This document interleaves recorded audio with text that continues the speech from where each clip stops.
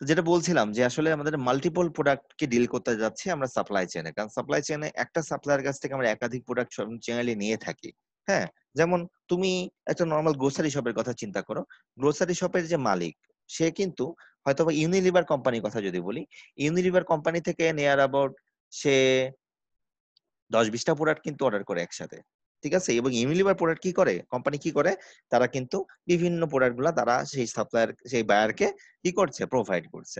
হ্যাঁ, সেখানে কস্টিং এর কিছু ব্যাপার ট্যাপার থাকছে। তো আমরা এরকম একটা সাপ্লায়ারের কাছ থেকে যখন একাধিক প্রোডাক্টকে ডিল করতে যাব, একাধিক প্রোডাক্টকে কিভাবে ডিল করব এবং সেটার কস্টিং কিভাবে ডিল করব, সেটাই আমরা এই চ্যাপ্টার দেখতে যাচ্ছি।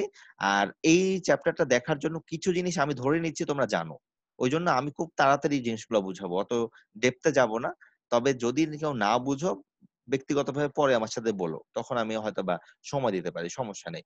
তো কনভেনশনাল ভাবে আমরা সাইকেল ইনভেন্টরি যে পোর্শনটা, দেখো এই কার্ভটা কিন্তু আমরা সবাই চিনি, সাইকেল ইনভেন্টরি কার্ভ চিনি না আমরা, বা আগে দেখেছি। জি স্যার। এর ব্যাপারটা এরকম আছে, এখানে হচ্ছে কি, তুমি একটা সার্টেন কোয়ান্টিটি প্রোডাক্ট অর্ডার করছো, সেই অর্ডার করার পরে প্রোডাক্টটা আসলো, এবং হয়তোবা তোমার একটা সার্টেন ডে লাগছে প্রোডাক্টটা কি হতে, কনজিউম করতে, এবং তার আগেই আবার কি করছো, তুমি আবার নতুন একটা প্রোডাক্ট অর্ডার করছো না, তুমি আবার নতুন একটা প্রোডাক্ট অর্ডার করছো, এবং সেইভাবে আবার কিন্তু চলছে, এই যে চলছে, এই সাইকেল ইনভেন্টরির ক্ষেত্রে আমরা ধরে নিই ডিমান্ড আনসার্টেনিটি নাই। ঠিক আছে, বা প্রোডাক্ট সংখ্যা একটা। তো আমরা এবার এই চ্যাপ্টারে এই বেসিক একটা অঙ্ক দেখে সাইকেল ইনভেন্টরির ক্ষেত্রে মাল্টিপল প্রোডাক্টের একটা ডিল করার চেষ্টা করব। সো এখানে বেসিক্স কিছু কথা বলেছে, দেখো এখানে বলেছে এরকম যে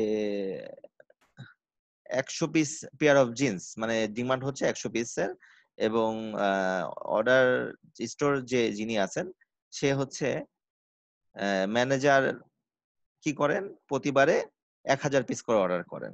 ঠিক আছে, এবং প্রতিদিনের ডিমান্ড যেতে 100, তাহলে 10 দিন চলার কথা, তাই না, 10 দিন চলার কথা। তো এখান থেকে একটা নতুন জিনিস আমরা শিখতে পারি, সেটা হচ্ছে সাইকেল ইনভেন্টরি ফর্মুলা। সেটা কিন্তু আমরা আগে জানতাম কিনা, Q/2 আমরা কি জানতাম, জানতাম মনে হয়, কারণ একটা Q/2 ইন্টু H একটা ফর্মুলা ছিল আমাদের সাথে, ওইখান থেকে জানতাম।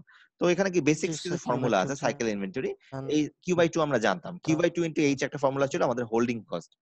অনেকেই হয়তো বা সূত্রটা ভুলেও যেতে পারো, কিন্তু স্লাইডের মধ্যে এগুলো সব রেখেছি যাতে তোমাদের বুঝতে সহজ হয়। তো এইগুলার অত ডিপতে যাব না, এখানে কিছু আরো কিছু জিনিস আছে। এভারেজ ফ্লো টাইম, সেটার ফর্মুলা হচ্ছে Q/2D। আর কিউ বাই টু কিউ। হ্যাঁ, না না, 2D ডিমান্ড, হ্যাঁ, কিউ মানে হচ্ছে আমাদের অর্ডার কোয়ান্টিটি, স্যার টু। আর হচ্ছে 2D ডিমান্ড হচ্ছে আমাদের যে মানে এভারেজ ফ্লো টাইম, মানে আসলে জিনিসটা হচ্ছে আমাদের কতদিন প্রোডাক্টটা আসলে স্টে করবে, শেষ হয়ে যাবে আর কি এভারেজে।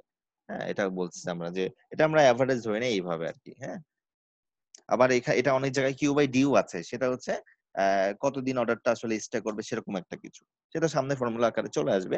তো এই সাইকেল ইনভেন্টরির যে জিনিসগুলো, এই কম বেশি জিনিসগুলো কিন্তু আমরা জানি। স্লাইডটা দেয়া অলরেডি আপলোড করে দিয়েছি।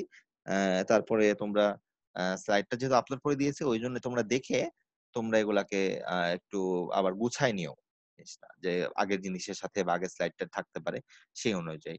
তো আমাদের আসলে খুব বেসিক জিনিস কথা আছে, সেটা হচ্ছে আমাদের দুটা কস্টিং লাগে লট সাইজ অনুযায়ী। সেটা হচ্ছে একটা হচ্ছে অর্ডারিং কস্ট, নাকি অর্ডারিং কস্ট থাকে, একটা হচ্ছে হোল্ডিং কস্ট থাকে, আর সাথে আরেকটা কস্টিং থাকে, সেটা হচ্ছে ম্যাটেরিয়াল কস্ট। আমরা সাপ্লাই চেইনে বলি আর ইনভেন্টরি ম্যানেজমেন্টে বলি, আমরা কিন্তু ম্যাটেরিয়াল কস্ট নিয়ে খুব বেশি মাথা ঘামাই না। আমরা মাথা ঘামাই যে প্রোডাক্টটা তো আমার লাগবেই, মানে ওটার প্রাইসিং সোর্সিং করে যদি কমানো যায় গেল। কিন্তু আমরা মাথা ঘামাই আসলে দুটা কস্টিং, একটা হচ্ছে অর্ডারিং কস্ট,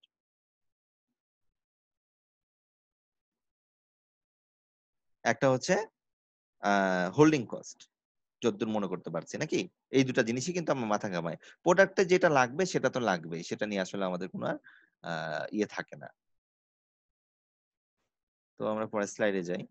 এখানে হোল্ডিং কস্টের এই ফর্মুলাটা মনে হয় আমরা কম বেশি সবাই চিনি, H capital H equal to small h c, মনে করতে পারছি?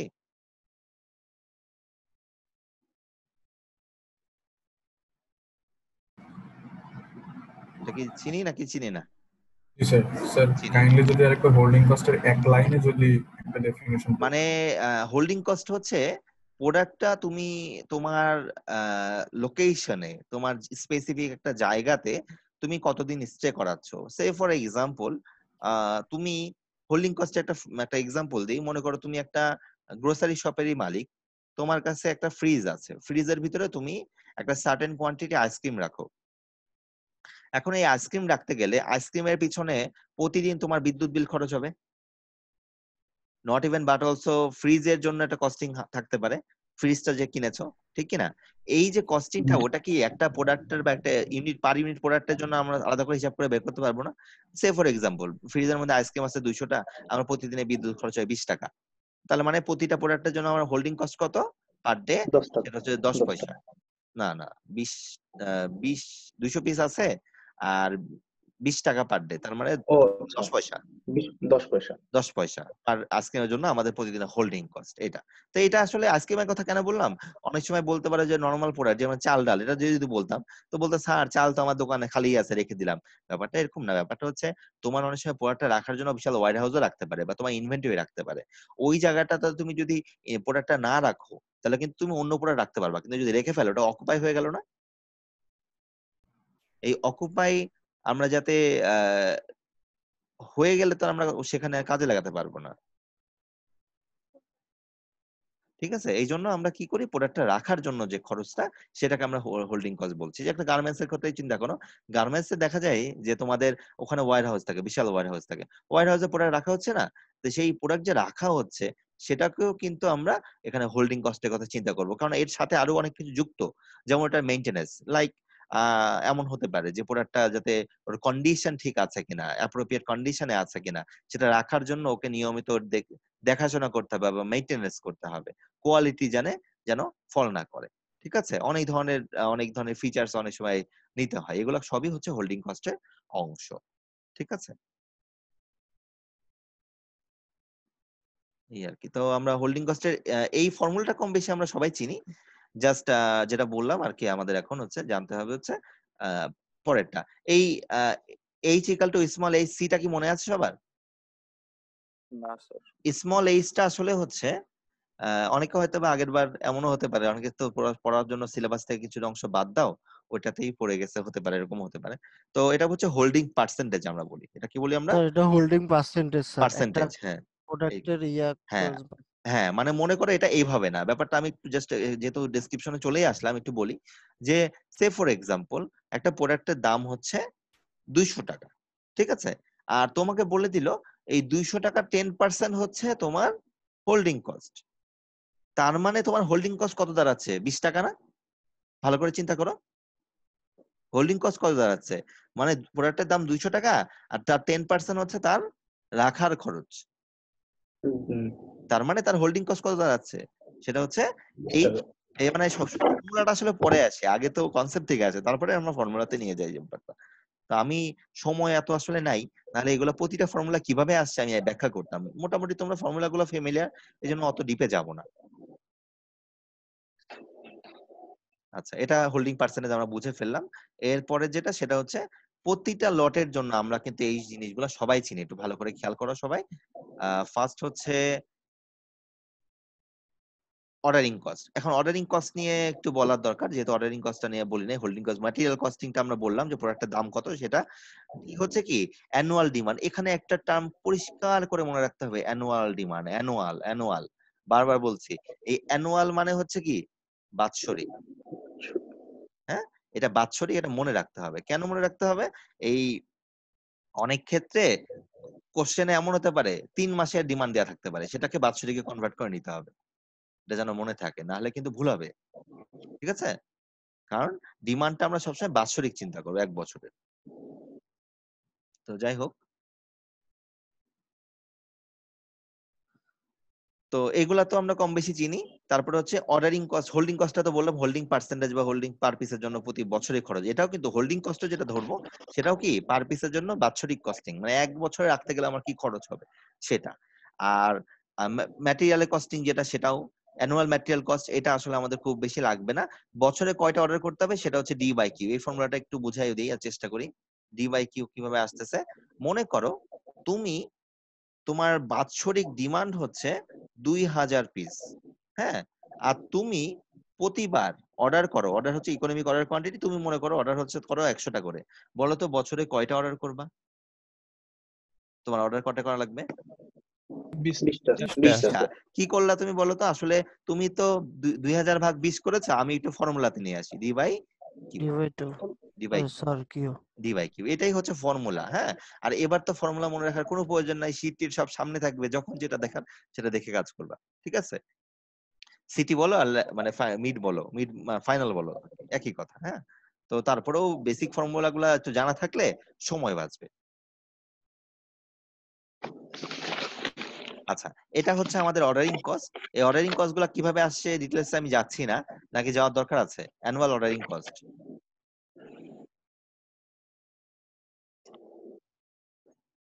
ব্যাখ্যার দরকার আছে নাকি আমরা সবাই জানি? অ্যাকাউন্টিং ম্যানেজমেন্টে পড়ছিলাম স্যার। ইন্ডাস্ট্রিয়াল ম্যানেজমেন্টে পড়েছি না? জি স্যার। হ্যাঁ, এটা তো আমরা এই ফর্মুলাটা সবগুলো আমরা চিনি, এই জন্য কি আর আমি ডেপথে যাওয়ার দরকার আছে, নাকি ফর্মুলা বলেই আমরা আগাতে পারি? কোনটা করবো বল? আমার মনে হয় আগাতে পারি, নাকি? আমার মনে হয় খুব বেশি বোঝার দরকার নাই, আমরা সবাই চিনি বা বুঝেছি আগে, তাই না? স্যার এটা নিয়ে ম্যাথ করব না আমরা? হ্যাঁ, ম্যাথ করবো। স্যার আগায় যাই তাহলে আগায় যাই, ম্যাথ করবো। এটা ফর্মুলা ডেরিভেশন লাগবে না আমাদের, ঠিক আছে? ডেরিভেশন আসবে না। টোটাল কস্টটা একবার বলেন, সিডি হ্যাঁ, প্লাস বুঝি না। টোটাল কস্টে সিডি। আচ্ছা, সিডিটা আসলে কি? আমি সিডিটা বলছি, এটা হচ্ছে গিয়ে মনে করো তোমার একটা প্রোডাক্টের দাম হচ্ছে 10 টাকা, একটা প্রোডাক্টের দাম হচ্ছে 10 টাকা, আর বাৎসরিক ডিমান্ড হচ্ছে তোমার 1000 পিসেস। তাহলে বলো তো তোমার প্রোডাক্টের পিছনে কত খরচ হবে? 10,000 টাকা। 10,000 টাকা। এটা গেল কি প্রোডাক্টের পিছনে খরচ। এই কস্টিংটা আসলে আমাদের ইনভেন্টরি ম্যানেজমেন্ট কস্টিং এর মধ্যে আসবে না, এটা হচ্ছে প্রোডাক্টের প্রাইসিং সহ costing. And fact that is প্রোডাক্টটা তো আমার লাগবেই, কারণ আমি যদি প্রোডাক্ট, আমি র মেটেরিয়াল আমার তো লাগবেই যদি আমি ফিনিশ গুডস বানাতে চাই, মানে এটা কিন্তু ফিক্স, এটা কোনো চেঞ্জের অপশন নাই। তো চেঞ্জ অপশন পারে জানো সাপ্লাই চেনে? চেঞ্জ অপশন আসতে পারে কি, আমি প্রোডাক্টটা যে আনতেছি কোন মুডের মাধ্যমে আনলে আমার খরচ কম হবে, সেটা কি আমরা বলছি অর্ডারিং কস্ট। এই যে অর্ডারিং কস্ট মানে কোন বিভাবে আনলে আমাদের কস্টিং কি হবে, কম হবে। কম কোয়ান্টিটি প্রোডাক্ট যদি আমি আনি, বারবার আনি, কিভাবে প্ল্যানিং করলে আমার কি হবে, হোল্ডিং কমে যাবে। তার মানে আমাদের আসলে ম্যানেজমেন্ট কস্টিং হচ্ছে এই দুইটা। ওই যে সিডি যেটা, ওইটা আসলে অঙ্কের ফর্মুলার জন্য তোমরা ব্যবহার করবে না, আমি এই জন্য কেটে দিয়েছি। আমাদের টোটাল কস্টের ফর্মুলা হবে এটা। জি স্যার। হ্যাঁ, এটা হ্যাঁ, কারণ প্রোডাক্ট আমার লাগবেই, ওটা প্রাইসিং ওটা কমানোর সুযোগ নাই, এটা সোর্সিং করে কমাতে পারো, কিন্তু ম্যানেজমেন্ট কস্টিং ইজ ইম্পর্টেন্ট। আমি তোমাদের যখন সাপ্লাই চেইন ইনভেন্টরি পড়িয়েছিলাম, অনেক সব ক্লাসেই বলেছি একটা কথা, যে ডেলের ব্যাপারে। ডেল কিন্তু প্রসেসর নিজে বানায় না, ডেল কোম্পানি ওরা কি করে, ইন্টেলের কাছ থেকে প্রসেসর ধার করে, মানে কিনে নিয়ে আসে। তো ইন্টেলের সাথে যে প্রসেসর যে নিয়ে আসে, ওদের যে যেখানে অ্যাসেম্বল হয়, সবগুলোতে এক জায়গায় না হলে তো অ্যাসেম্বল হয় না, ওখানে ওদের ইনিশিয়ালি কস্টিং ছিল হচ্ছে $20 পার প্রসেসর কস্টিং ছিল। বিভিন্ন টাইপের প্রসেসরের ক্ষেত্রে কস্টিং কত, এটা হচ্ছে কি আনা নেওয়া বা রাখার খরচ। ঠিক আছে, ডেল পরে এটাকে মডিফিকেশন করে $4 নামায় আনতে সক্ষম হয়েছে। দেখো, এটা ম্যানেজমেন্ট কস্ট। প্রসেসরের যে দামটা ইন্টেল নাই, সেটা কিন্তু ফ্যাক্টর না, সেটা তো লাগবেই, কিন্তু ভিতরে কি ম্যানেজমেন্ট কস্টিংটা কমিয়ে তারা কি প্রতিটা ল্যাপটপে $16 করে যদি প্রফিট করে বা কস্টিং কমিয়ে ফেলতে পারে, তাহলে হিউজ না ব্যাপারটা? কারণ ডেল তো একটা দুটা ল্যাপটপ দিনে বেচে না, তাই না? সারা বিশ্বে এদের প্রোডাক্ট বিক্রি হয়, বিশাল বড় জায়ান্ট। হ্যাঁ, এদের কিন্তু অনেকে স্যার ওয়েটিং এ আছে স্যার। ওয়েটিং আছে না? ওয়েটিং তো অফই করে দিয়েছি, ওয়েটিং অফ করে দিয়েছি, কারণ এখানে অনেকজন আসা যাওয়ার মধ্যে থাকবে, আমার সব বারবার ক্লিক করতে হবে। আচ্ছা ঠিক আছে স্যার।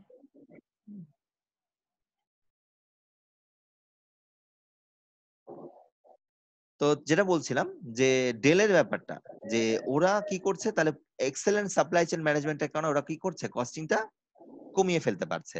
আর হোল্ডিং কস্টের কথা তো আগেই বলেছে, অর্ডারিং কস্ট নিয়ে একটু বলি। অর্ডারিং কস্ট আসলে কি? অর্ডারিং কস্ট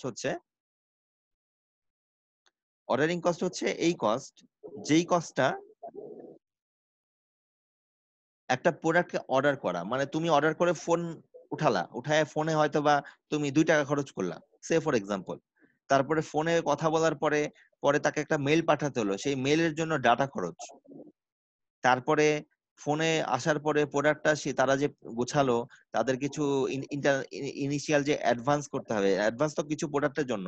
অর্ডারিং কস্টের ব্যাপারটা হচ্ছে প্রোডাক্টটা যে তোমার কাছে আসবে, হতে পারে কোনো ট্রান্সপোর্টেশন মুডের মাধ্যমে, সেই সবগুলা প্রোডাক্ট আসার জন্য আমাদের টোটাল যে কস্টিং হবে, মানে গাড়ি ভাড়া হতে পারে, আদার্স কোনো পেপারের চার্জিং হতে পারে, এলসির কিছু কস্টিং থাকতে পারে, সরকারের ট্যাক্স থাকতে পারে, এই সবগুলা কিসের মধ্যে যাচ্ছে? আমাদের অর্ডারিং কস্টের মধ্যে চলে যাবে। হ্যাঁ, এবং এই কস্টের মধ্যে আমাদের কমানোর চেষ্টা করতে হবে, যাতে ট্রান্সপোর্টেশন মুড আমরা চেঞ্জ করে করে কিন্তু কস্টিং কমানোর একটা সুযোগ রাখতে পারি। তাহলে এই ফর্মুলাগুলো মোটামুটি আমাদের জানা থাকলো। এই ফর্মুলা আসলে কিভাবে আসে জানো? এই যে ইওকিউ মডেল এখন আমরা দেখাবো, এই কার্ভটাও আমরা চিনি সবাই। এখানে কি হচ্ছে, ইনিশিয়ালি আমাদের যেটা হোল্ডিং কস্ট, সেটা কি হয়, প্রোডাক্ট যখন একটা জায়গায় দুটো হবে, হোল্ডিং কস্ট কি করতে হবে, গ্র্যাজুয়ালি বাড়তে থাকে। আর যখন অর্ডারিং কস্টের ব্যাপারটা কি, বেশি আনলে কি অর্ডারিং কস্ট আসলে গ্র্যাজুয়ালি কমতে থাকে। কেন কমে? কারণ চিন্তা করো, তুমি একটা ট্রাকে করে বা তোমার একটা ট্রান্সপোর্টেশন মুড আছে, সেই মুডের মাধ্যমে তুমি প্রোডাক্টটা নিয়ে আসতেছো, ওই মুডের ক্যাপাসিটি আছে 5000, মানে ক্যাপাসিটি হচ্ছে 5000 পিসেস।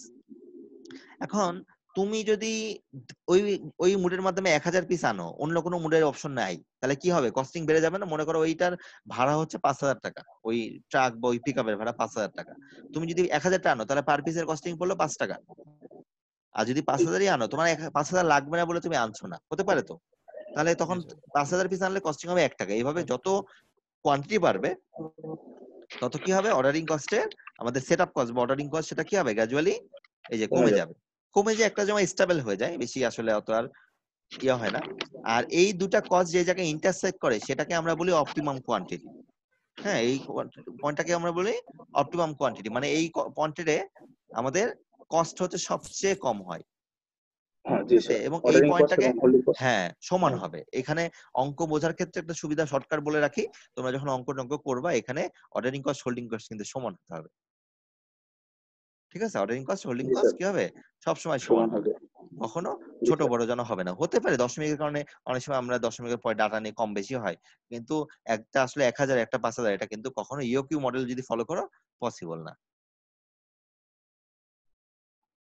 ওকে, জি স্যার তাহলে এই ইকুয়েশনটা আমরা জানি, মানে এই গ্রাফটাও আমরা সবাই কম বেশি চিনি একটা সিঙ্গেল প্রোডাক্টের জন্য, এবং এই ডেরিভেশনের মাধ্যমে সেই ইওকিউ মডেলের যে ইকুয়েশন, এটাও আমরা চিনি, Q star 2ds divide by HC, বা অনেক সময় এটা ক্যাপিটাল এইচও বলে নিচেরটা, চিনি না মোটামুটি? জি স্যার এটা সবই চিনি। এই জন্য এই ফর্মুলা গুলা আমাদেরও মুখস্থ থাকবে, যাদের অথবা মনে রাখাটা কঠিন, এখন স্ক্রিনশট নিয়ে রাখতে পারো, যাতে আমরা অঙ্ক করবো এখনই, তখন কাজে লাগবে।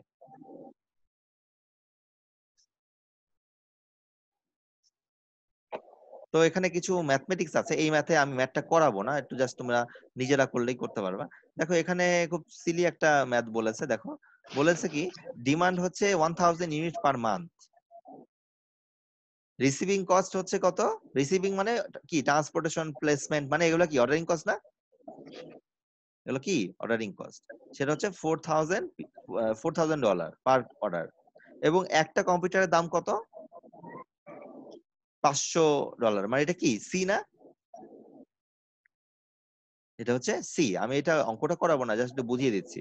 এটা কিসে আছে, এটা ডিমান্ড, এটা কি ডিমান্ড ডিমান্ড পার মান্থ, কিন্তু ডিমান্ড পার মান্থ কিন্তু আমরা জেনারেলি করি না, আমরা কি করি, অ্যানুয়াল ইয়ার করি, অ্যানুয়াল অ্যানুয়ালে করি কনভার্ট করে নিব, সেটা পার করার কোনো বছর ব্যাপার না তোমাদের কাছে, তোমরা জানো কিভাবে কনভার্ট করতে হয়, তাই না?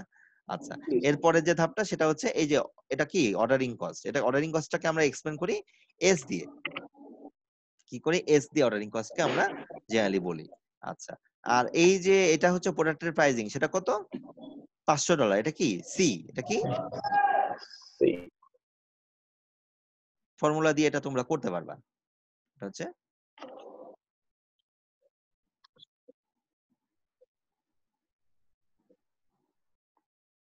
আর এটা কি, হোল্ডিং কস্ট পার্সেন্টেজ এটা হোল্ডিং স্মল এইচ। এই তো হয়ে গেছে আমাদের ওভারঅল যা যা বলেছে। দেখো বলতেছে evaluate the number of computer that store manager should order. Should order মানে কি, অর্ডার কোয়ান্টিটি চাইছে, মানে কিউ স্টার চেয়েছে, কি চেয়েছে, Q star.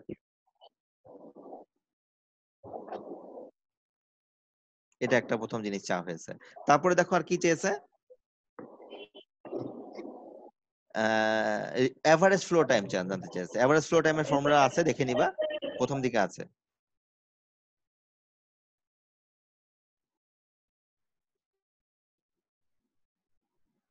Average flow time, সেটা একটা আর এর সাথে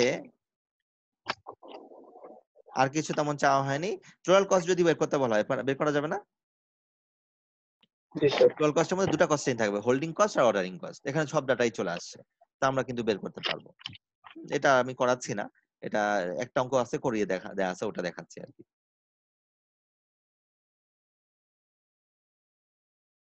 ইওকিউ এর মডেল এই যে দেখো, এই অঙ্কটা কি পারবো আমরা?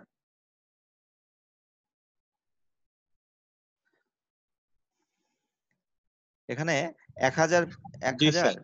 1 লক্ষ পিস, হ্যাঁ এই টাইপের অঙ্ক তোমরা করেছো আগে, কতবার করেছো? জি স্যার। একটা জাস্ট এটা একটু দেখিয়ে দিব, কারণ এগুলা অত ইন ডেপথে যাওয়ার কোনোই প্রয়োজন নাই। এগুলা সবই তোমরা পরীক্ষা দিয়ে আসছো, পড়ে আসছো, পারবা। আমরা এর পরের ভার্সনটা আসলে, এটা আসলে বেসিক, মানে এটা হচ্ছে ফাউন্ডেশন।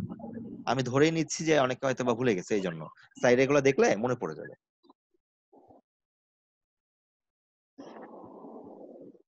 এটা কি আমাদের $16, এটা হচ্ছে কি আমাদের ক্যারিং কস্ট। ক্যারিং কস্টের একটা নাম কি?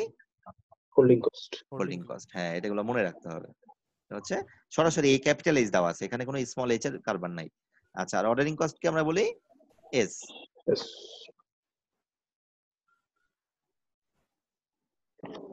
আমরা এস। তাহলে এখন ইওকিউ এর ফর্মুলাটা আমরা লিখে দিচ্ছি, চলো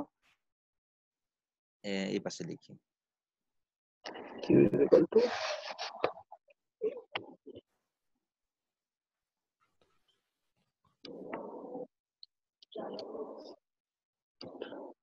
আচ্ছা, এটা রুট সাইন তো দেয়া যায় না। আচ্ছা দেখি, 2ds divide by h।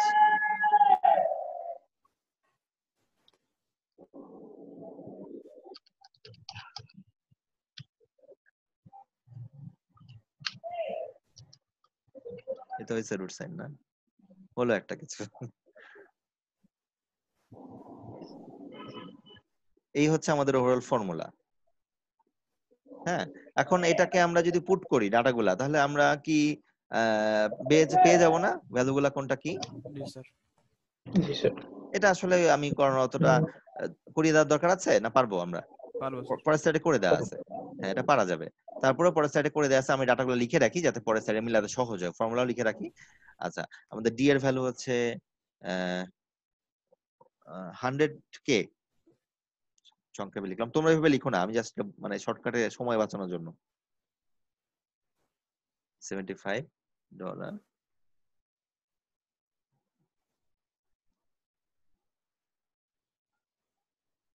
Okay,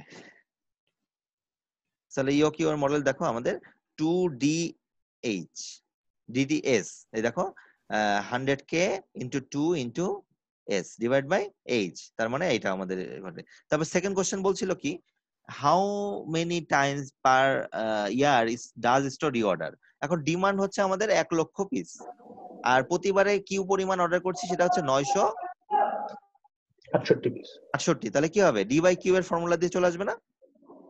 G sir, number of order. হ্যাঁ,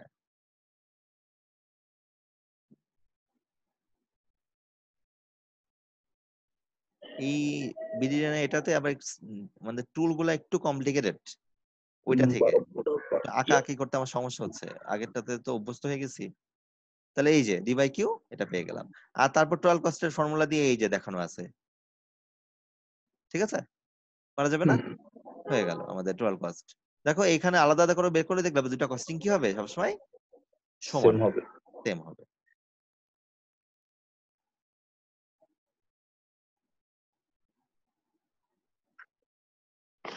আচ্ছা, এরপরে হচ্ছে আমরা মাল্টিপল ডিসিশনের ক্ষেত্রে বলবো এখন মাল্টিপল প্রোডাক্টের কথা, মানে এইখান থেকে আসলে আমাদের চ্যাপ্টারটা শুরু হওয়া উচিত।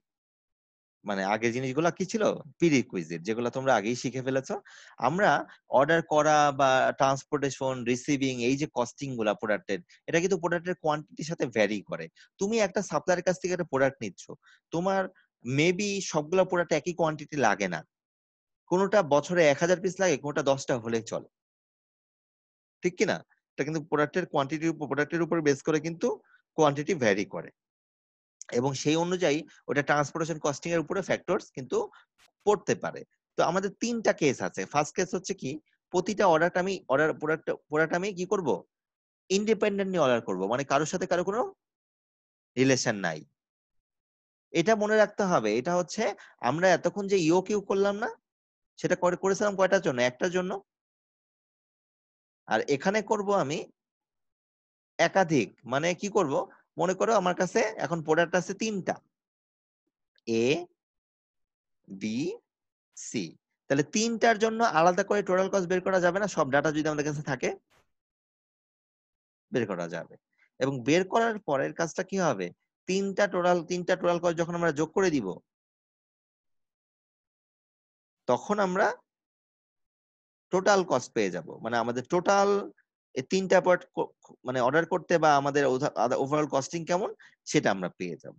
এটা হচ্ছে একটা ফ্যাক্টর, যেটা হচ্ছে ইন্ডিপেন্ডেন্টলি। মোট কথা মনে রাখতে হবে এটা ইওকিউ মডেলের মতোই, কিন্তু কাজটা কি করতে হবে, একবার না, 3বার হলে 3বার, 5টা হলে 5বার, এরকম ভাবে কাজটা করতে হবে। আর সেকেন্ড যে পোর্শনটা, সেটা হচ্ছে jointly order every product in each lot. মানে এমন একটা লট বানাবো যেখানে সব টাইপের প্রোডাক্টে কি থাকবে, ওখানে এক্সিস্ট করবে। সবগুলো প্রোডাক্ট কি হবে, ওখানে এক্সিস্ট করবে। এবং সেই অনুযায়ী আমি কি করব, আমাদের কস্টিংটা ক্যালকুলেশন করব। আর থার্ডটা কি বলছে, অর্ডার জয়েন করব, কিন্তু সব লটে সব প্রোডাক্ট সবসময় কি থাকবে না, অ্যাভেলেবল থাকবে না, সব লটে লাগবে না। যেমন তোমার বছরের শুরুতে একটা প্রোডাক্টের এক্সপায়ারি ডেট হচ্ছে 1 বছর, তোমার লাগবে 10টা, তো তুমি বছরের প্রথমেই নিয়ে নিয়েছো, তাহলে পরের লট গুলাতে কি ওই প্রোডাক্টটা থাকবে? থাকবে না। তা আমরা মোটামুটি 2টা কেস নিয়ে কথা বলবো, কেস 1 আর কেস 2। কেস 3টা অত দেখতে যাব না। যারা ইন্টারেস্টেড তারা গুগল করে ওই কেসটা নিয়ে স্টাডি করে নিতে পারবা, কোনো সমস্যা নেই। জাস্ট জানিয়ে রাখা হলো সাপ্লাই চেইনে এই ধরনের 3টা কেস কিন্তু আমরা লট সাইজের উপর ডিসিশন নিয়ে থাকি। ঠিক আছে? তাহলে প্রথমটা কি বলছে, আমরা অর্ডার করব ইন্ডিপেন্ডেন্টলি। তার মানে এখানে নতুন কোনো ফর্মুলা আমাদের জানতে হবে না, আমরা এতক্ষণ যা ফর্মুলা চিনেছি সেই ফর্মুলা দিয়েই কিন্তু আমরা কি কাজ চালাতে পারবো। তাহলে এখানে দেখো কোশ্চেনটা যে যদি পড়ি, দেখতে পাচ্ছি কিনা যে এখানে কি কি বলা হয়েছে। একটা বেস বাই, এটা বাইরের একটা কোম্পানি, এরা আসলে কম্পিউটার বা এই ধরনের প্রোডাক্ট সেল করে। তাদের কথা বলা হচ্ছে যে তারা 3টা টাইপের প্রোডাক্ট বিক্রি করে, লাইট প্রো, মিড প্রো আর হেভি প্রো। আমার কথা কি শুনতে পাচ্ছ তোমরা? স্যার। আচ্ছা, জি স্যার। এখন এখানে প্রতিটা প্রোডাক্টের আলাদা আলাদা করে অ্যানুয়াল কস্টিং দেওয়া আছে। সেটা কেমন? একটা অ্যানুয়াল কস্টিং হচ্ছে কত, 12,000 পিস। আর একটা কি 1200, আর লাস্টেরটা 120 পিস হেভি প্রো। ঠিক আছে, 3টার ডিমান্ড কি 3 রকম, এবং সবগুলা কম্পিউটারের দাম কি একই, সেটা কি $500। এখন এখানে একটা ছোট কথা বলে রাখি, সবগুলা এখানে একই হয়েছে, কিন্তু আমি যদি আলাদা দেই তো কোনো দোষের আছে? হতে পারে না আলাদা? এবং মানে এখানে সবগুলা 3টা টাইপের কম্পিউটারের দামই $500, কিন্তু রিয়েলি কিন্তু আলাদা অন্যরকম হতে পারতো, ঠিক কি না? 3টা প্রোডাক্টের 3 রকম দাম হতে পারতো না, কস্টিং হতেই জি পারতো। স্যার। তাহলে সেটা আলাদা আলাদা করে আমার হিসাব করলেই হতো। আচ্ছা, এবং এখানে ফিক্সড ট্রান্সপোর্টেশন কস্ট কি বলছে, যেহেতু আলাদা আলাদা করে অর্ডার করব, প্রতিটার ক্ষেত্রে আমার ট্রান্সপোর্টেশন কস্ট কত হবে, $4,000। আর এডিশনাল ভাবে $1,000 লাগবে কি, যখন প্রোডাক্টটাকে আমি প্রতি পিসির জন্য আলাদা করে লাগবে। তার মানে আমাদের ট্রান্সপোর্টেশন কস্টের একটা ব্যাপার কিন্তু এখানে, বা ট্রান্সপোর্টেশন কস্টকে আমরা কি বলি, অর্ডারিং কস্ট না, অর্ডারিং কস্ট। Ordering cost. আর তারপর কি বলছে, হোল্ডিং পার্সেন্টেজ কত, 20%। তাহলে এগুলাকে আমরা একটু ডাটা আকারে লেখার চেষ্টা করি, চলো। সো ফার্স্টে আমরা ডিমান্ড ছিলাম হচ্ছে 3টা জন্য পেয়েছি না, একটা লাইট পোর্ট ডিএল হচ্ছে 1200। তারপর হচ্ছে ডি, আমি এটা সাবস্ক্রিপ্ট আকারে লিখলে ভালো হতো, আমি পাশাপাশি লিখছি। তোমরা যখন এরকম টাইপের অঙ্ক করবা কি করবা, সাবস্ক্রিপ্ট আকারে লিখবা, নিচের দিকে লিখবা, পাশাপাশি লেখা যাবে না। তারপর ডি এইচ বার 120।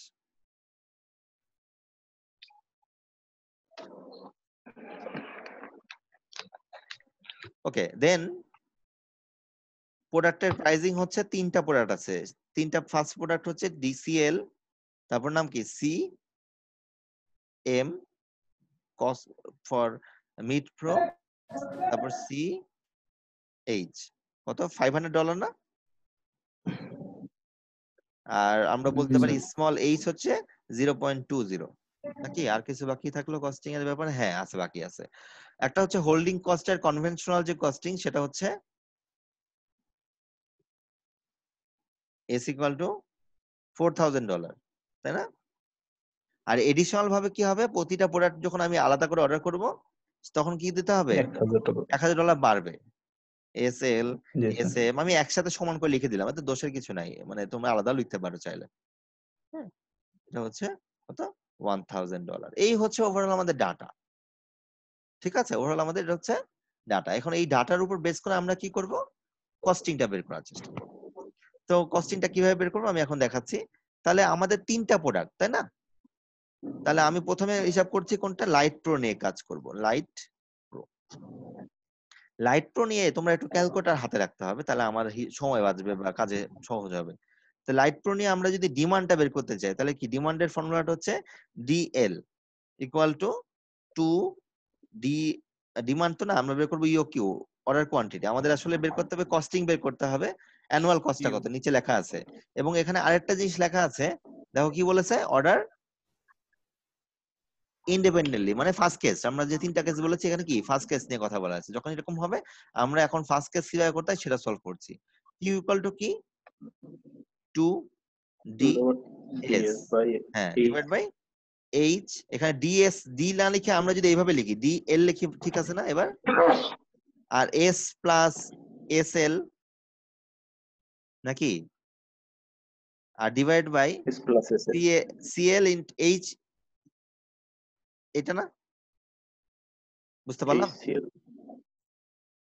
এই কিউটা হচ্ছে কিউএল, লাইট প্রোর জন্য আর কি। Light Pro. ঠিক আছে না? এখানে আমরা রুট হবে জি একটা, স্যার।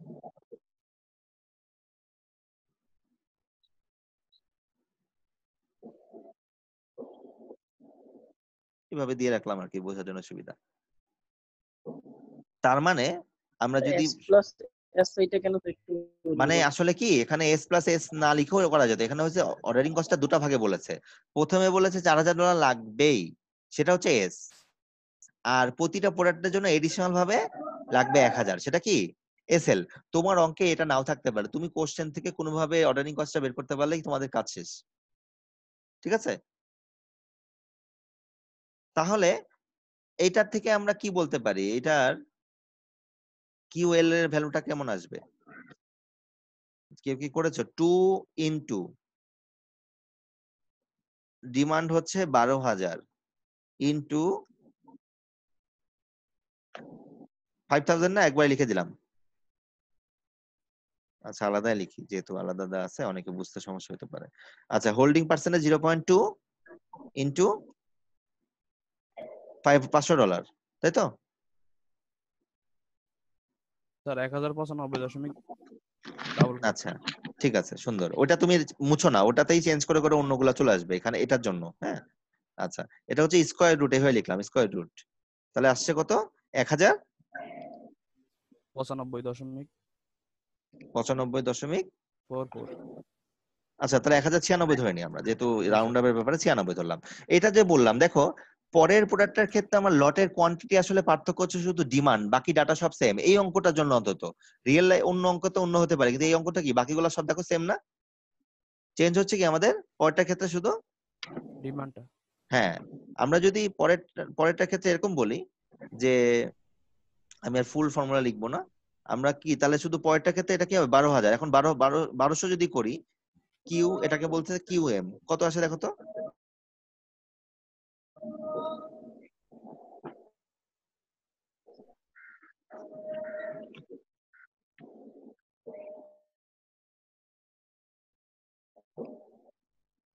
জাস্ট 1200 করে দিতে হবে, 1,000 একটা শূন্য কমিয়ে দিলে চলে আসার কথা।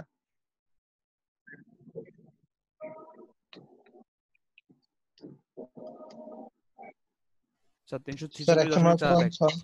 346। আর নিচেরটা কেউ কিছু বলছো এর বাইরে?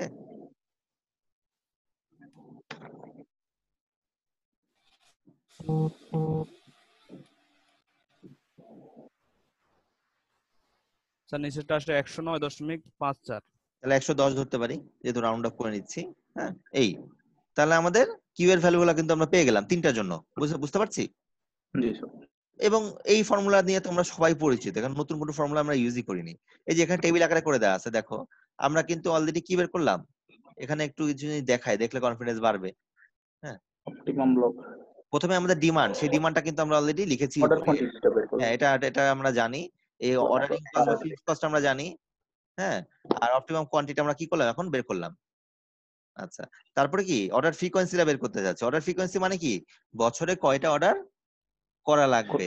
বছরে ডিমান্ড আছে আমার 12,000, আর একবারে আমি অর্ডার করছি 1095, তাহলে এই দুটার ভাগফল না, D by Q, D by G Q sir, আর G D sir. By Q, ঠিক কি না? বুঝতে পারছি? তার মানে ডি বাই কিউ করলে প্রথমটা কত আসে দেখো তো, 12,000। আমরা যদি এটা অর্ডার কোয়ান্টিটি সাইজ বলি, লট সাইজ, প্রথমে 12,000 ডিভাইড বাই 1095 বা 96 যেটাই বলি, দেখো তো কত আসে অর্ডার ফ্রিকোয়েন্সি। 11 10 11, দশমিক মানে 11 একবারে 11, জি স্যার, কাছাকাছি। জি স্যার, জি হ্যাঁ, স্যার। আর পরেরটা কত আসে দেখো তো একটু, এইগুলা সব করে দেওয়া আছে এখানে। লাস্ট আমি টোটাল কস্টটা দেখিয়ে দিব, হয়ে যাবে এটা আর কি। স্যার ঠিক আছে, ঠিক আছে, 700। আর লাস্টেরটা এই যে দেখো 120 বাই 110, মানে এই যে 1.1 জি আসবে, স্যার। বোঝা যাচ্ছে। এখন আমি টোটাল কস্টটা একটু দেখাই, যদিও এটা তোমরা জানো, টোটাল কস্টটাও কিন্তু তোমরা জানো ফর্মুলা, তাহলে জানো না, আমরা তারপর টোটাল কস্টটা দেখাই। তাহলে আমরা আগের কোশ্চেনে মনে হয় সব ডাটাগুলা ছিল। স্যার, স্যার, অর্ডার ফ্রিকোয়েন্সিটা যে সময় 3.5 হলো, তখন কি এই মানে হয় কি, 4বার আসলে অর্ডার ব্যাপারটা করতে চারবার অনেক সময় ধরে না অনেক জায়গাতে। কেন? কারণ এই প্রোডাক্টটা তুমি হয়তো বা 2-3 বছর ধরে কিনবা। হ্যাঁ, তখন কি করে, এটা তাহলে সামনের বছরের হিসাবে দেখায় দেয়, ব্যালেন্স শিটে রেখে। অ্যাকাউন্টিং শিখেছো না, ব্যালেন্স শিট ওখানে দেখায় দেয়, বুঝছো? মানে যখন এরকম হয়, আমরা অনেক জায়গাতে 4টাও ধরি, অনেক জায়গাতে রাউন্ড আপ করে, যে এটাকে শুধু আর কখনো কিনবো না, কারণ তাহলে অর্ডার 4টা নাম্বার অফ অর্ডার যেহেতু, এটা তো আর হ্যাঁ হ্যাঁ হ্যাঁ, কিন্তু অনেক জায়গাতে আবার 3.5 ধরে। ঠিক আছে, হ্যাঁ, তোমরা কি করবা, 10.5 এর বেশি হলে রাউন্ড আপ করে দিবা, মানে 5 মানে 6 প্লাস হয়ে গেল, 7 হয়ে গেল। আর যদি দেখা যায় যে 10.1 আসছে, তার মানে 10 ধরে রাখবা, 10.1 লিখে দাও, কোনো সমস্যা নেই। ঠিক আছে, তো 3.7 আসছে, তার মানে 4 ধরে নিতে হবে তখন। ঠিক আছে, খুব অল্প কোয়ান্টিটি, সেটা পরের লটে আমরা কাজে লাগাবো। আচ্ছা, এটা গেল আমরা, তারপর আমরা আগের আবার অঙ্কের স্লাইডে চলে যাব। উপরে আমাদের ডাটাগুলো লেখা আছে। এখন আমরা টোটাল কস্টের ফর্মুলাটা কি মনে আছে সবার, বা অনেকে স্ক্রিনশট নিয়ে রেখেছিলাম মনে হয়। জি স্যার আছে। দেখো আমি প্রথমটা লিখছি, এটা হচ্ছে total cost for light pro.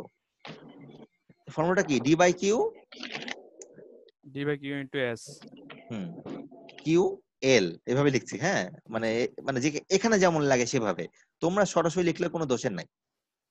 S plus S L না, এস, জি sir, S plus S L. এটা গেল আমাদের কি অর্ডারিং কস্ট গেল। এবার হোল্ডিং কস্ট, সেটা কি, Q L divide by Q L 2। By 2। হ্যাঁ, মানে এখানে এলটা কিন্তু সুপার সাবস্ক্রিপ্ট হবে, নিচের দিকে ছোট করে হবে। হ্যাঁ, এখানে দেখা যাচ্ছে না বলে আমি এভাবে লিখছি, ইনটু কি এইচ সি এল। ঠিক আছে না? জি স্যার। তার মানে total cost for the light pro, that will be, demand হতে 12,000 ডিভাইড বাই কোয়ান্টিটি আসছিল 1095 না 96, 1095 ধরলাম, 96 একটা লিখলেই হবে। আচ্ছা, তার সাথে হচ্ছে আমাদের অর্ডারিং কস্ট হচ্ছে, সরাসরি 5K লিখে দিলাম। হ্যাঁ, আমাদের সময় বাঁচানোর জন্য। তারপর হচ্ছে অর্ডার কোয়ান্টিটি হয় 1095 ডিভাইড বাই 2,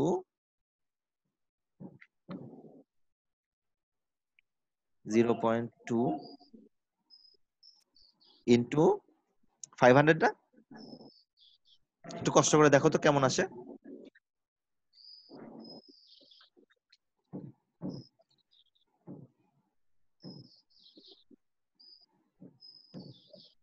যে কোনো একজন হিসাবটা করলেই হবে, পরে আমরা মিলিয়ে নিব। আমি পরেরটাই লিখে ফেলি।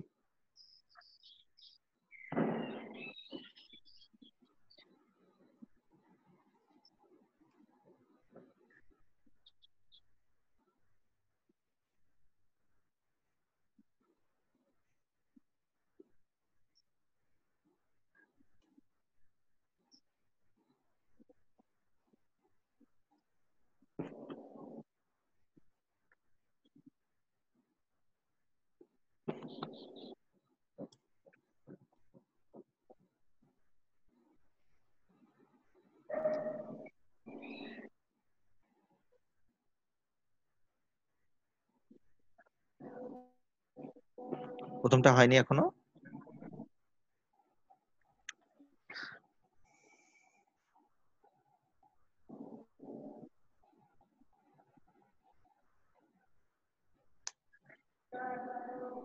স্যার 1,09,544.52 544 544 আচ্ছা। জি স্যার, দুটোই সেম কয়টাতে? আসে। হ্যাঁ আচ্ছা গুড। কয়টা? এখন দ্বিতীয়টা একজন করো, তৃতীয়টা একজন করো, তাহলে তো আমাদের সময় বাঁচবে।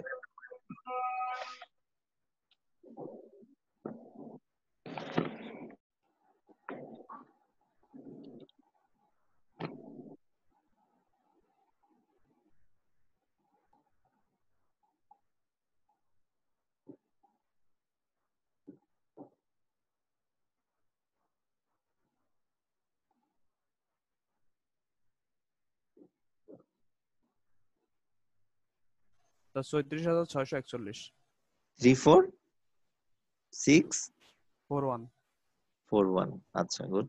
আর লাস্টেরটা?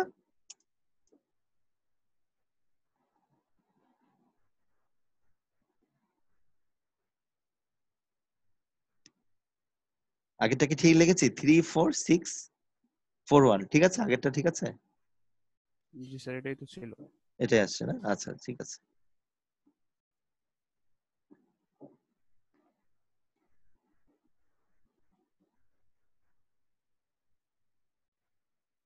পরেরটা কত আসছে? স্যার উপরেরটার আগের এক ঘর পয়েন্ট হবে 10954.4। এখানে 4 হবে? ও লাস্টেরটা একটা পয়েন্ট হবে, জি। মানে এইটারই নিচে হবে, এটাই 95.4 4.4। 5 এর পর একটা 4 হবে, আচ্ছা তারপর এই আচ্ছা তাই তো? জি তাহলে দেখো তিনটা পুরোটা আমি অর্ডার আলাদা করে করলাম। আমাদের টোটাল কত কত চলো বলো তো? এইটা যোগ এইটা সবগুলো যোগফল যোগ, স্যার। হ্যাঁ মানে এটা কিন্তু আসলে নতুন কোনো ফর্মুলা না। তাহলে কি শিখলাম? একাধিকবার একই কাজ করতে হবে, এটাই শিখলাম। এই যে দেখো, দেখো মিলেছে কিনা এই হিসাবটা করে দেখো, তিনটা যোগ করে দেখো এটা আসে কিনা। এখানে টোটাল কস্ট লিখে দেওয়া আছে, জাস্ট একটু মিলিয়ে দেখো। স্লাইডটা আপলোড অলরেডি করে দিয়েছি, পরে একটু পরে যে দেখে নিবা তোমরা। এইটা হচ্ছে আমাদের টোটাল কস্ট। দেখো তিনটা যোগ করলে মিলে কিনা, কাছাকাছি হওয়ার কথা, ঠিকই তো আছে মনে হচ্ছে।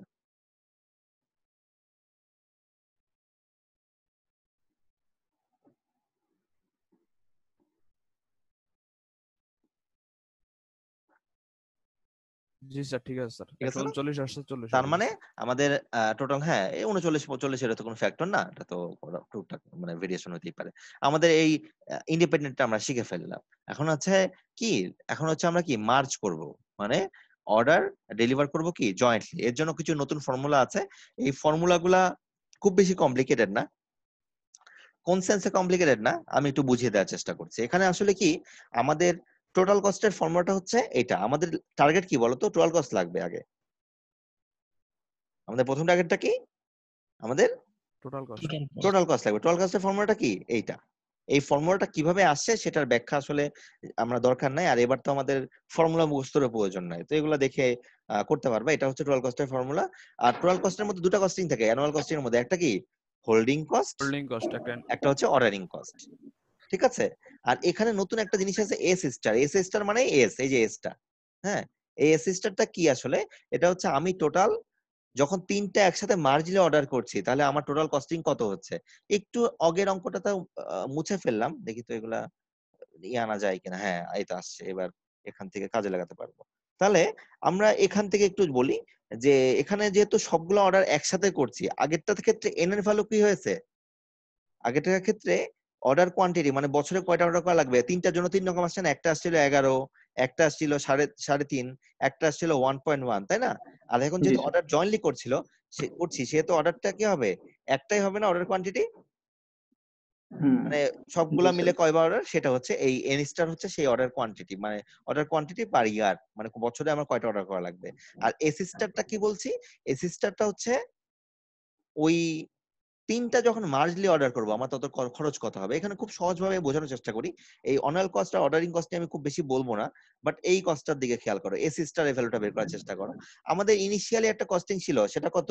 ইনিশিয়াল ভাবে $4,000 লাগতো, তাই না? 4,000 ছিল। আর জি স্যার। তিনটার জন্য $1,000 করে মনে করে দেখো। অ্যাডিশনাল তার মানে এখানে এস স্টার কত? 7000। 7000। ঠিক আছে, এটুকু বুঝতে পারলাম, এটুকু বুঝতে পারলাম। আর তারপরে এখন কি করতে হবে? এন এর ভ্যালু বের করতে হবে। এন এর ভ্যালুর জন্য ডিএল এর ভ্যালু আমরা জানি, ওই যে উপরে লেখা আছে দেখো, মিলাই দেখো। জি স্যার। এইচ এর ভ্যালু জানি, জানি, স্মল এইচ। সিএল এর ভ্যালু জানি না, 500। জি স্যার, তারপরে ডি এম এর ভ্যালু জানি না। জানি স্যার। জি আচ্ছা, মিডিয়াম। এই সবগুলাই জানি। আর এস স্টারটা এই মাত্র আমরা বের করলাম, তাই না? কি তাহলে এন এর ভ্যালুটা বের করতে পারবো না? পারবো স্যার।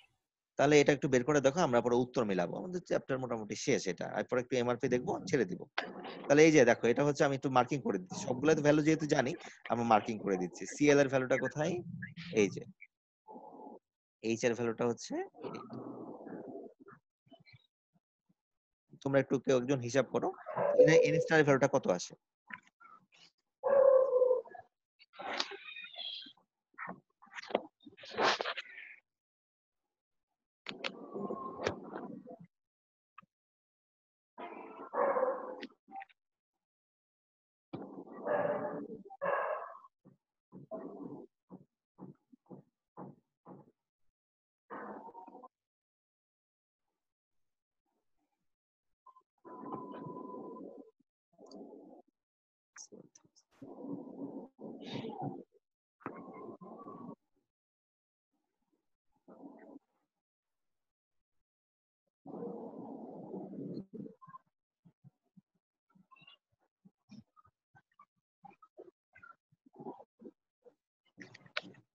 আর এন এর ভ্যালুটা বের হয়ে গেলে কিন্তু আমরা আসলে অ্যানুয়াল অর্ডারিং কস্ট বের করে ফেলতে পারবো, তাই না? এস এর অলরেডি এস এর মান জানি, সেটা কত? এস স্টার এর মান হচ্ছে 7000।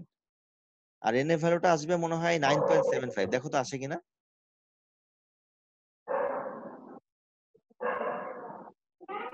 জি স্যার, আসছে 9.754। 9.75। তার সাথে যদি এস এর ভ্যালুটা গুণ করে দিই 7000, করা যাবে না? কত আসে? এটা হচ্ছে আমাদের 68,278 স্যার। 270, হ্যাঁ যেটাই হচ্ছে, এটা হচ্ছে কি আমাদের, তাহলে এটা কিন্তু আমাদের অর্ডারিং কস্ট বের হয়ে গেল, তাই না? আর এখন কি করতে হবে? হোল্ডিং কস্ট বের করতে হবে। হোল্ডিং কস্টের ফর্মুলাটা কি দেখো, সবই জানি, শুধু এখানে কি এন এর ভ্যালুটা এখন বের করলাম 9.75, তাই তো? এখন এই এন এর ভ্যালুটা যখন আমি এখানে পুট করব, তখন আমি হোল্ডিং কস্টটা পেয়ে যাবো, এবং দুটা কস্টকে যোগ করলে কি পাবো? Annual cost. জি ঠিক আছে, এখানে এন এর একটা জেনেরিক ইকুয়েশন দেওয়া আছে, মানে এই যে বামে যেটা লিখেছি সেটা আসলে এই ইকুয়েশন থেকে আসছে। এখানে এই যে আই এর থেকে কে পর্যন্ত যতটা লাগে ততটার জন্য হতে পারে এইভাবে। ঠিক আছে, স্যার এখানে স্যার এনটা কি আবার এন স্টারটা কি স্যার? আমি এটা বুঝিনি স্যার। এন আর এন স্টার একই। ও এখানে স্যার, ঠিক আসলে আছে। যে কয়টা কোয়ান্টিটি প্রোডাক্ট অর্ডার করছি সেটাই এন স্টার বাই এন। ঠিক আছে, এর কোনো সমস্যা নেই, এখানে একটা জিনিস।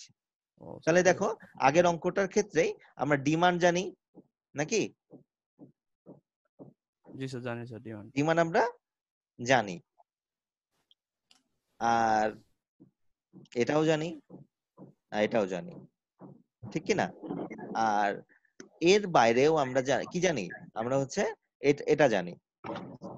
এখন এই টোটাল কস্টের যে ব্যাপারটা, এটা তোমরা হিসাব করলেই পেয়ে যাবে, অ্যানুয়াল হোল্ডিং কস্ট আবার অর্ডারিং কস্ট। এই অর্ডারিং কস্টটা কি, ওই যে একটু আগে বের করলাম, 68,250 তোমরাই বললা তো নাকি?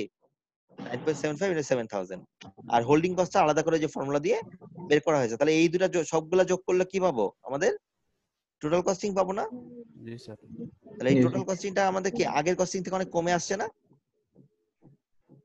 জি স্যার, কমে গেছে তো তার স্যার। মানে যখন আমরা ইন্ডিপেন্ডেন্টলি অর্ডার করব আর যখন মার্জলি অর্ডার করব, মার্জে আমাদের কস্টিং কি হবে? কমে কমে আসবে। যাবে। এখন যদি আমি এখানে বলি যে মার্জে কত পার্সেন্ট কস্টিং সেভ হলো, বের করা যেতে পারে না? জি স্যার। এটা খুব বেশি কঠিন কিন্তু না, না যে কেউই পারবে, কি না?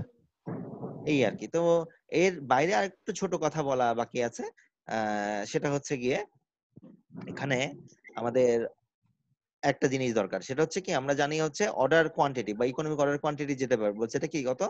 1230। এটা কি আগে আমরা কি বের করতাম বলতো? Order quantity N equal to কি বের করতাম? ডি বাই কিউ বের করতাম না? ঠিক কি না? ডি বাই কিউ বের করতাম কিনা আগে? ডি বাই কিউ এবার কি বের বছরে করছি? স্যার। হ্যাঁ, এবার আসলে আমরা কিউ বের করব। তাহলে ফর্মুলাটা কি মডিফিকেশন হয়ে যাবে না? খেয়াল করো কি ডি বাই হবে। এন। ডি হ্যাঁ, by N. D D by by N. N হবে না?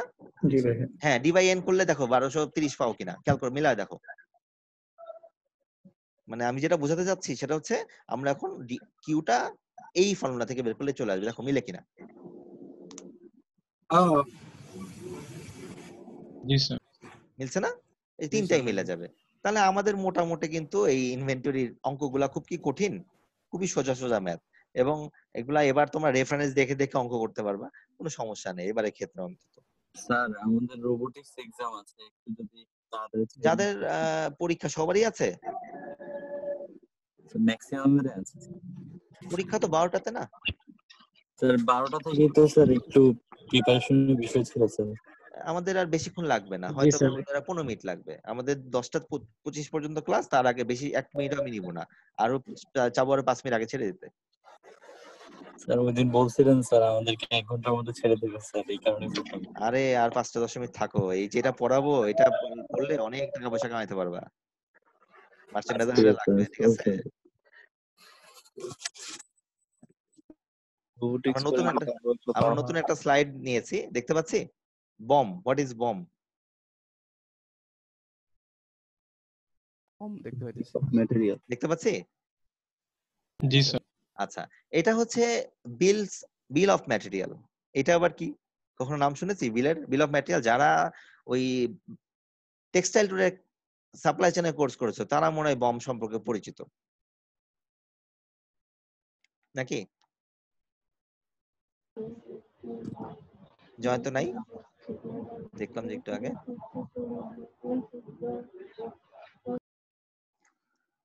তো যেটা বলছিলাম যে একটা প্রোডাক্ট, হ্যাঁ, প্রোডাক্টের জন্য কি কি কম্পোনেন্ট আমার লাগে, সেই কম্পোনেন্ট গুলাকে আমি ওয়েল ওরিয়েন্টেড ভাবে যখন একটা ইআরপি সিস্টেম বা একটা সফটওয়্যারে সাজাবো, সেটাকে আমরা আসলে বলি বম, বা এটা প্ল্যানিং এর জন্য আমার খুব কাজে লাগে। ইআরপি মানে কি? ইআরপি মানে এন্টারপ্রাইজ রিসোর্স প্ল্যানিং।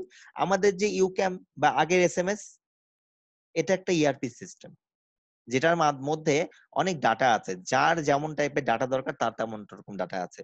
যেমন তোমার গ্রেডিং তোমার দেখা দরকার, তোমার গ্রেডিং তুমি দেখতে পারো। আমি মার্কস দেওয়া দরকার, আমি মার্কস দিতে পারি।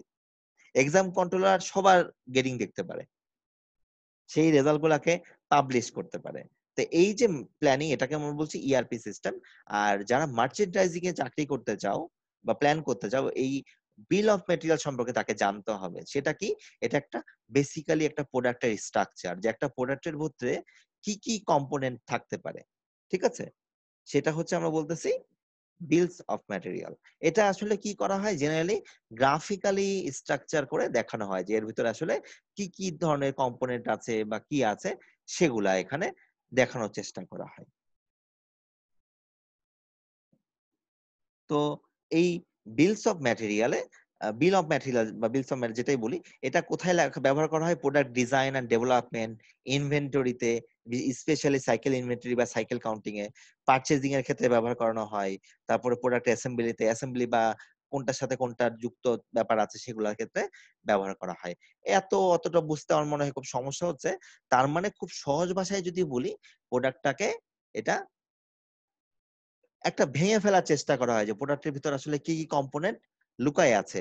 তোমার একটা শার্টের কথা যদি চিন্তা করি, শার্টের ভিতরে আমি বলতে পারি না যে হয়তো বা 6টা বা 10টা বাটন আছে, তাই না? তারপরে হয়তো বা 2 মিটার ফেব্রিক আছে, তারপরে একটা সার্টেন কোয়ান্টিটি থ্রেড আছে, তারপরে এটা বলতে পারি তার সাথে ইন্টারনাল আছে বা আদার্স অনেক কিছু আছে। একটা ট্যাগ লাগাতে হবে। সাইডের যে আমাদের কেয়ার লেভেল বলে না, কেয়ার লেভেলই তো বলে না, হ্যাঁ, কেয়ার লেভেল, কেয়ার লেভেল এর কয়টা লাগবে। এই একটা প্রোডাক্টের জন্য পিছনের যত যা কোয়ান্টিটি লাগবে, সেটা যদি আমরা বের করতে পারি, আমরা কি 1000টা প্রোডাক্টের জন্য বের করতে পারবো না? জি স্যার। আমরা এটাই আসলে এই বিল অফ ম্যাটেরিয়ালের মধ্যে দেখার চেষ্টা করব, যেখানে একটা প্রোডাক্টের জন্য আমাদের কি কি কোয়ান্টিটি প্রোডাক্ট লাগছে, সো আমাদের একাধিক প্রোডাক্টের জন্য কি ধরনের লাগবে। এটা দু ধরনের হয় জেনারেলি। একটা হচ্ছে top to bottom, top to down হয়, একটা ডাউন টু টপও একটা হয়। মানে একটা হচ্ছে উপর থেকে নিচে হয়, একটা নিচ থেকে উপরে হয়, বটম টু আপ। আমরা আসলে কি দেখবো? টপ টু ডাউনটা দেখবো। এটা হচ্ছে এক্সপ্লোশন বলা হচ্ছে। দেখো এখানে একটা এক্সাম্পল দিয়েছে, সেটা হচ্ছে একটা টেবিলের জন্য কি লাগবে? 4টা উডেন লেগ লাগবে, তারপর দুই পাশে 2টা উডেন এন্ড লাগবে, সাইড লাগবে যেটাকে বলছে, আবার সাইডও লাগবে দুইটা, চারটা পাশে। তারপরে টেবিলের উপর একটা টপ লাগবে, আর কিছু হার্ডওয়্যারের জিনিস লাগবে না, বিভিন্ন কম্পোনেন্ট লাইক স্ক্রু এগুলা এগুলা সব মিলিয়ে কিন্তু একটা কি হবে, একটা অ্যাপ্রোপ্রিয়েট টেবিল হবে। তো দেখো ফার্স্ট স্টেপ আমরা যদি এখান থেকে বলার চেষ্টা করি, এইখানে অনেকগুলো ধাপ আছে, মাল্টি লেভেল বলছি আমরা। দেখো টেবিলকে আমরা যদি প্রথমে ভাগ করি, টেবিলের কি হবে, প্রথমে একটা বেজ লাগে, একটা কি লাগে, টপ। টপ লাগে। এখন টপকে যদি চিন্তা করি, টপটা বানাতে আমার হয়তো বা 3টা বোর্ড লাগবে। এই একটা বেজের জন্য আমার কয়টা বোর্ড লাগবে, 3টা বোর্ড লাগবে, ঠিক আছে। আর গ্লু লাগবে, গ্লুর একটা কোয়ান্টিটি দিয়ে দিতে পারি, এখানে আসলে গ্লু কোয়ান্টিটি প্রিন্টিং টাইপ নাই, এখানে হয়তো বা ধরলাম গ্লু আছে কয়টা, একটা গ্লু লাগবে, ঠিক আছে। আচ্ছা, আর তাহলে টপ কিন্তু হয়ে গেল। এবার আমরা যদি বেজে আসি, বেজের জন্য আমার লাগবে 4টা লেগ, ঠিক কি না? বেজের জন্য আমার লাগবে 4টা লেগ, এবং 4টা লেগকে হয়তো কানেক্টেড করতে 4টা লেগ বোল্ট লাগবে আমাদের। এবং এই 4টা লেগকে একটা ফ্রেমের সাথে কানেক্টেড করে তো কি হবে, বেস তৈরি হবে। আমি কি বোঝাতে পারছি? তার জি মানে স্যার।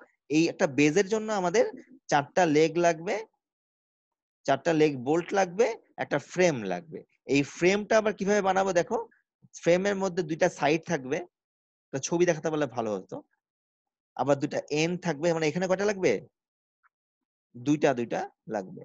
আর এখানে কি লেগ সাপোর্ট লাগবে কয়টা, লেগের কোণার মধ্যে ছোট ছোট সাপোর্ট থাকে, যেটা আমরা অনেক সময় এজের মধ্যে থাকে। এবং কি লাগবে, একটা গ্লু লাগবে। এই স্ট্রাকচারটা দেখে আমার কি মনে হচ্ছে বলতো, এখানে আমাদের একটা টেবিলের জন্য কয়টা বোর্ড লাগছে বলতো, 3টা। কয়টা গ্লু লাগছে, 2টা গ্লু লাগতেছে। 2টা গ্লু লাগছে।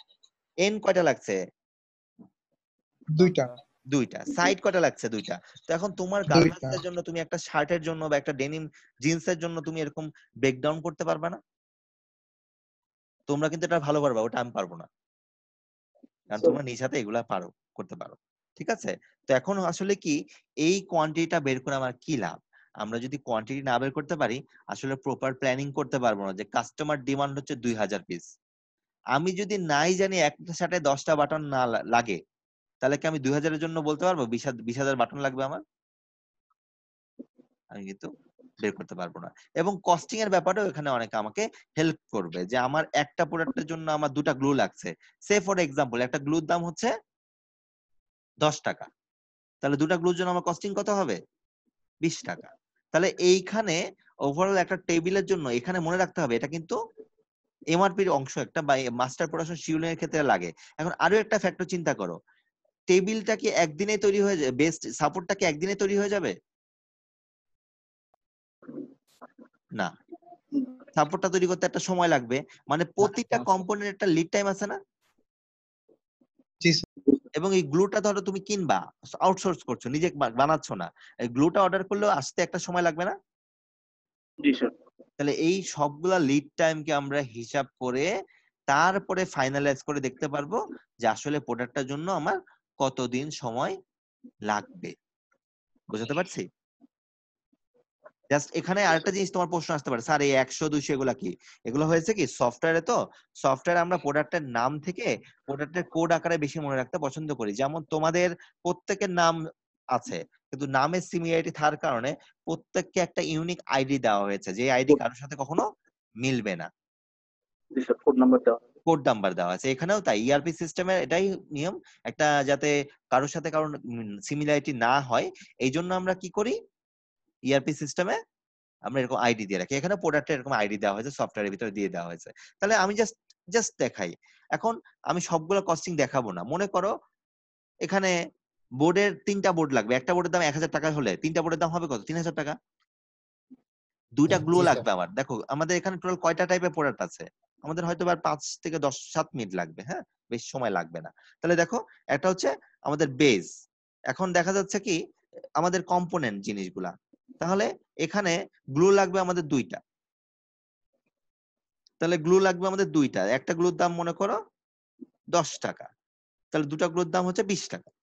তারপরে যদি আমরা বলি বোর্ড বোর্ড লাগবে আমাদের 3টা। একটার দাম হচ্ছে মনে করো 500 টাকা, তাহলে কত হলো? 1500 টাকা। তারপরে যদি বলে আমরা ফ্রেমটা একটা কাঠ থেকে আসতেছে, তাই না? তো ফ্রেমটা কাঠ থেকে আসছে, দুটা সাইড আছে, দুটা এন্ড আছে, লেগ সাপোর্ট আছে। তারপরে এই দেখো, তাহলে এখানে দেখতে পাচ্ছি কিনা সাইড লাগবে আমার 2টা, তাই না? একটা সাইডের দাম যদি এরকম হয়,